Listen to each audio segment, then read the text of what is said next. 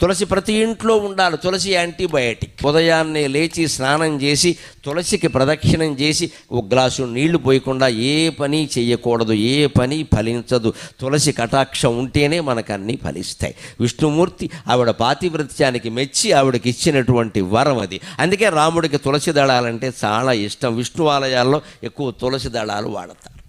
విష్ణుమూర్తికి అలంకారాలు బాగా ఇష్టం. అందుకని మల్లె పూలదండ, చామంతి పూలదండ, బంతి పూలదండ, గులాబీ పూలదండ, నీ ఇష్టం వచ్చిన పూలదండలన్నీ పట్టుకొచ్చి విగ్రహం మీద బారేస్తే వచ్చే ఇబ్బంది ఏమిటో తెలుసా? విగ్రహంలో పురుగులు చేరతాయి.